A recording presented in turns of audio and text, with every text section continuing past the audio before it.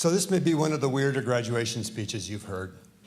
I want to talk to you about a true episode from history about the Falkland Islands and a bunch of penguins.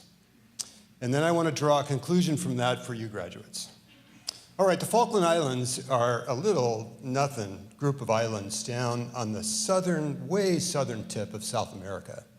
It's the Antarctic kind of temperature. And the islands were mostly settled by British and Scottish folks. And then, well, I have to say, and then they were also, when they went there were a few people, and they brought some sheep, but they were encountering about 10 to 20 million penguins. Now, the whaling industry came along in the 17th century and in the 18th century and brought the population of the penguins down to zero. Now, why, you might think, is there a relationship between the whaling industry and the penguin population? It's not a pretty story. In order to get light in dark places, you need something in order to burn. And in the 17th century and the 18th century, before there was the use of petroleum, whale oil, which comes from whale blubber, was what was primarily used in our streets at night in America and in other countries around the world, and in the lamps in our homes. Well, in order to get the whale blubber out of a whale, you need heat and reducing the blubber down to oil. And in areas like the Falkland Islands, where the whalers found plenty of whales, there were also, it was cold, and so when they did their work, they also needed fire in order to heat themselves and to reduce blubber to oil. The Falkland Islands have no trees. And the wood that was used for the fire, unfortunately, were those trusting little penguins. And so the population went from, as I said, about 10 to 20 million to zero. All right, now we go fast forward in time to 1982. And some of you parents at least will remember the Falkland Island War.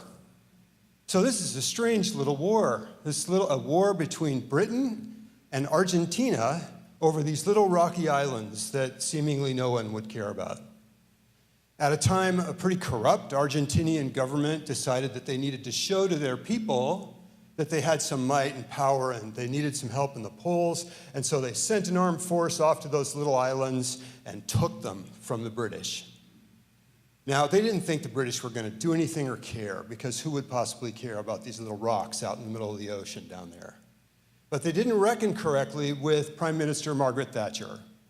Margaret Thatcher said, "You're not taking away our land, and we're sending a force down there to take our islands back." That's exactly what she did. And in a very short war, the British forces came down. A couple hundred people died in this little short war, and they took the islands back. Well, in the Argentinian version of the British are coming, they knew when that little army was coming that they needed to do something, and so they spread mines all over the Falkland Islands. Most of the mines were not detonated because most of the war was fought out in the ocean. Well, those mines not being detonated created big spaces on the Falkland Islands where people cannot go.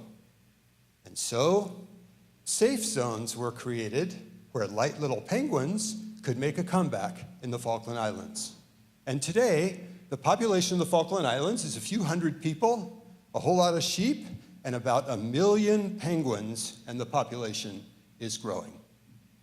All right, there's the story from the past. Now, how am I going to make a connection with that to you graduates?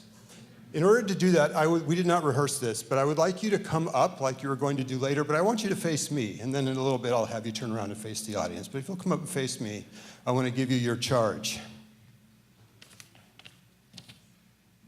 Now, you may be wondering, am I going to say that I want you to be like penguins? I want you to waddle off into your future. Or maybe you're thinking, gosh, Mr. DePangher wants us to be cute and lovable and adorable like penguins. Well, we've just seen hundreds of pictures, literally, where there's no question that you are cute and lovable and adorable, all of you. Maybe you're thinking that you want me to say that you should be light and agile as you go out and try to avoid the landmines spewed across your future possible paths. Or maybe horribly, some of you are thinking, I want you to be kindling. None of those things. There may be some truth in some of them, but what I really want you to think about is those 1 million penguins that are now waddling around the Falkland Islands in places where the corruption and greed and sin and foolishness of man has ruined a once beautiful place. And yet there you can be.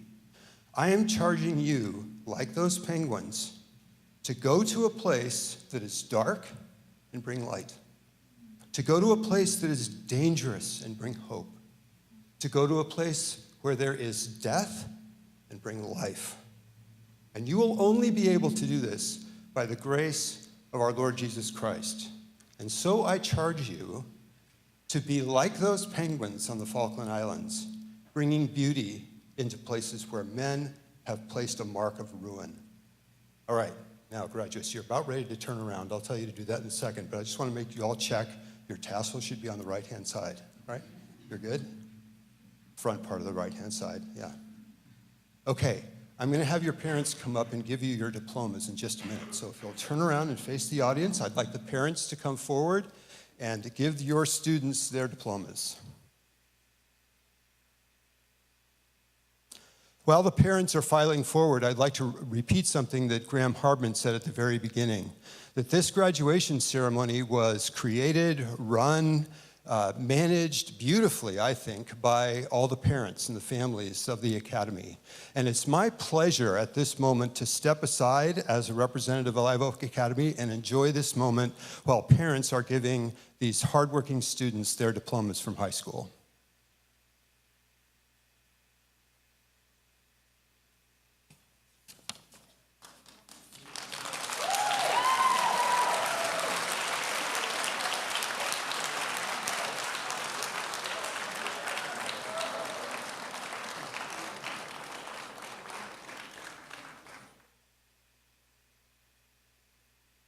Some of you are wondering about photo ops. There will be plenty of chances for that later. Thank you, parents.